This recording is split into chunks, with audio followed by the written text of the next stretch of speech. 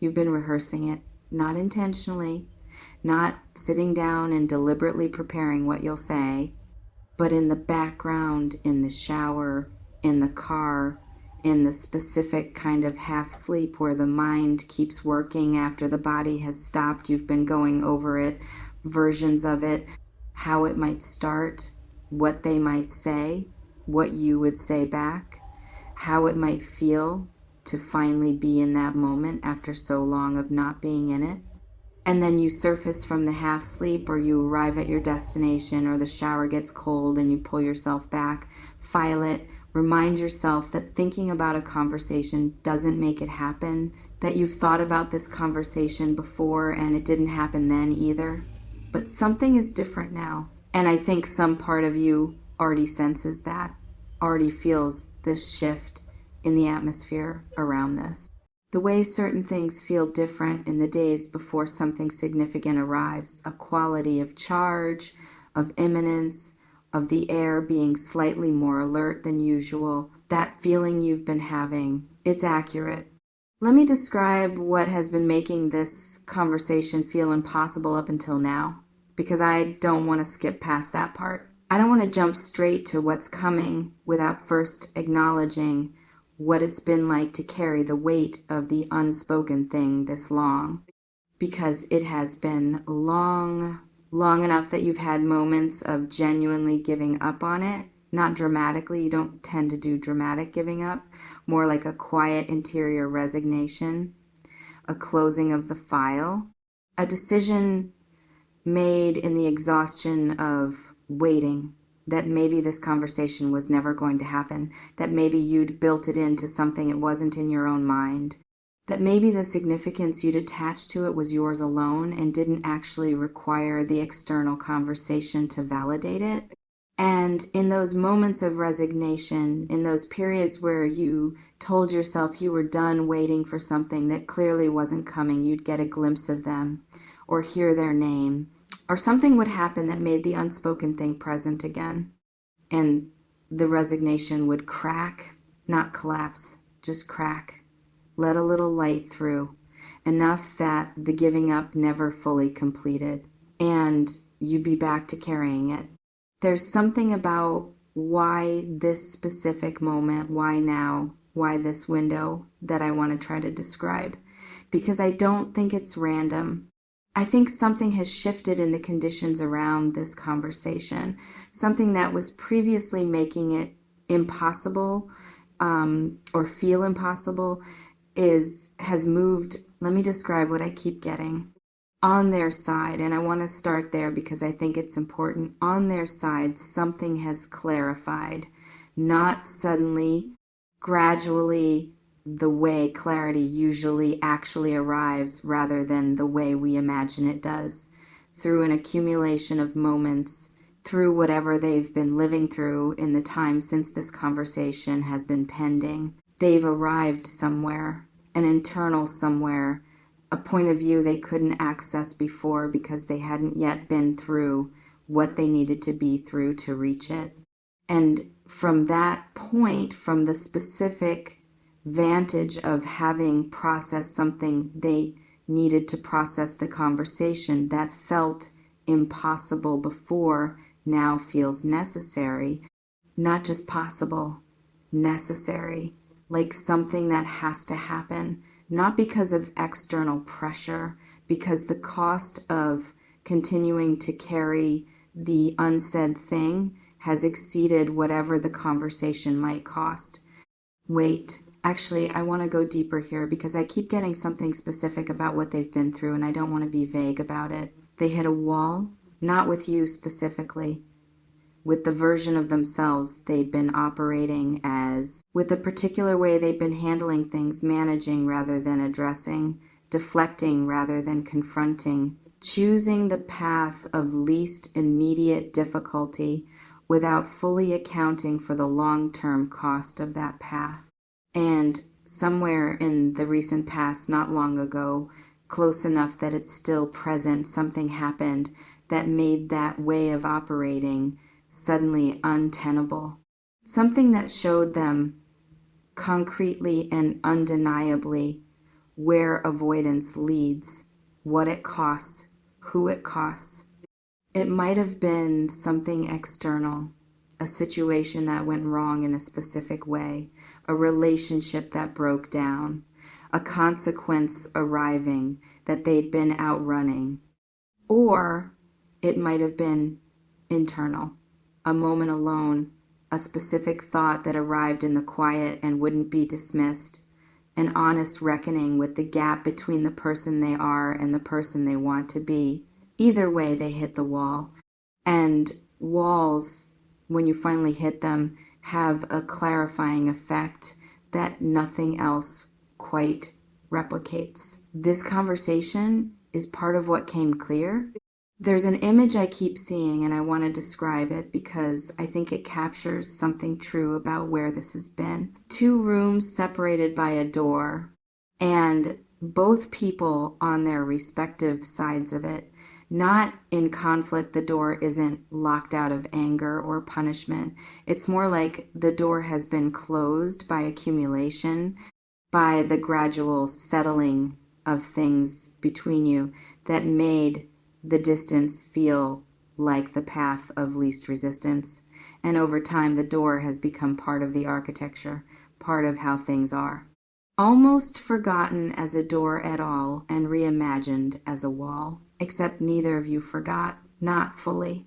The door was always there, the awareness of it, the knowledge that it could be opened, the question of who would move toward it first, or whether either of you would move toward it at all, or whether whatever had accumulated between you would eventually make the effort feel like too much. Someone is moving toward it. Not dramatically, not with a speech prepared or certainty about what they'll find on the other side, just moving. The slow, deliberate movement of someone who has decided that another day of standing still on their side of the door is worse than whatever happens when they open it. The more I sit with this, the more I keep finding something about the specific quality of the conversation itself, about what it's actually going to contain. And I want to try to describe this carefully because I think it's going to be different from what you've been imagining. It's going to start sideways. That's what I keep getting. Not with the thing that actually needs to be said, with something adjacent to it, something that creates an opening without quite stepping through it. Maybe a reference to something shared, a memory, a question about how you've been asked with slightly more weight than that question usually carries. Something that communicates without stating that this interaction is not the same as ordinary interactions, that something is being brought to it and there's going to be a moment, it might be brief, might feel like nothing from the outside, where both of you understand simultaneously that you've arrived at the edge of the real thing, where the peripheral conversation has served its purpose and the actual conversation is now available. And the question in that moment is, who steps through the opening first? It might be them. It might be you. And I want to say something about that possibility, the possibility that it's you. Because I think Virgo sometimes underestimates the power of being the one who names the thing, who says, I think we both know what we're actually here for, who creates the permission for the real conversation by being willing to acknowledge that it's needed. That's not weakness. That's extraordinary courage dressed as composure. Hold on. Because there's something about your own preparation for this, your own interior state as this approaches that I want to name. Because I don't think it's simple either. You want this conversation, but you're also afraid of it. Not in the same way you might have been afraid of it earlier. The fear has evolved along with everything else. It's not the fear of not getting what you hoped for, though that's still present somewhere quieter than it used to be. It's something more nuanced than that.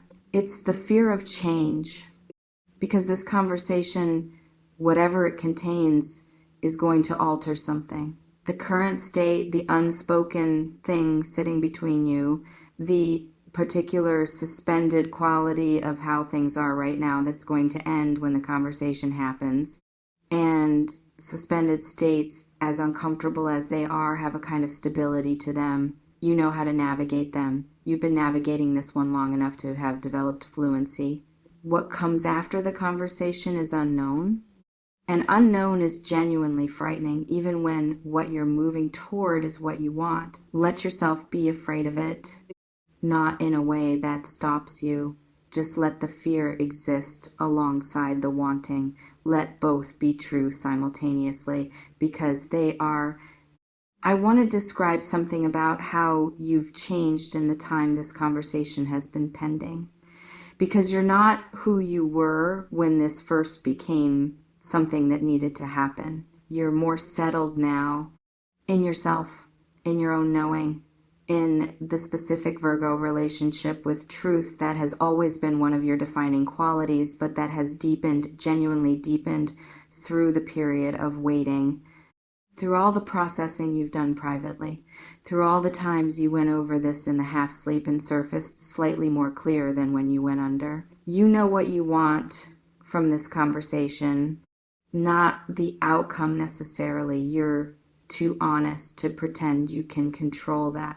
But what you want to say, what needs to be communicated from your side, what truth you've been carrying that deserves to be received. And that clarity, that settled, grounded, I know what's true for me clarity is actually the most important thing you're bringing to this. Not strategy, not the perfect words, not the ideal version of yourself, just your actual self, clear about its own experience. That's enough. That's more than enough. There's something about the timing of this that keeps coming through, and I want to try to be specific about it. It's close. When I sit with the energy around this, I keep getting a feeling of imminence. Not months away, not something still gathering on the horizon, something much closer than that. Something that's already in the room, in a sense, already decided, already in motion, even if the surface of things hasn't shifted yet. For some of you, it's days. For others, it's a matter of weeks. But the window is narrow and real, and I keep getting the sense that something that has been delayed through circumstances or avoidance or the particular timing of two people not being ready simultaneously has finally run out of reasons to keep being delayed. The conditions have converged. Both of you in a place you couldn't be at earlier, both carrying something that has been waiting for this, both at the edge of the door. What I keep getting is that the first move is coming from them. Not because you lack the courage, you have it, you've always had it. You've just been honoring the complexity of the situation rather than bulldozing through it.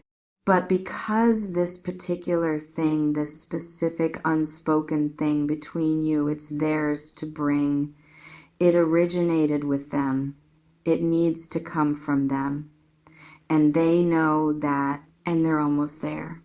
I want to say something about what you might encounter in this conversation that you're not fully prepared for. Emotion from them, in a form you may not have seen from them before. Because whatever they're bringing to this, whatever the thing is that's finally being said, they've been carrying it long enough that it has accumulated weight. And weight, when it's finally released, doesn't always come out in a controlled way. Doesn't always arrive in the neat, organized, communicates exactly what it means form that we hope our important moments will take. There might be something raw in this, something that surprises you with its intensity, with how much has been contained, with the specific, slightly overwhelming quality of a feeling finally finding its way out after being held in too long. And I want to ask something specific of you in that moment. Don't manage it for them. Don't reach for the composure that makes their emotion easier for you to be around. Don't smooth it over before it's had time to be what it is. Let it be present. Let it fill the space it fills, because the emotion is part of the truth. And you asked for the truth. Let all of it arrive. There's something I keep coming back to about what this conversation is going to give you, regardless of how it resolves. Clarity, real, complete, no more alternative interpretations, clarity about where this person stands, about what exists between you, about what the future of this, whatever form it takes, whatever you both decide it becomes or doesn't become, actually looks like.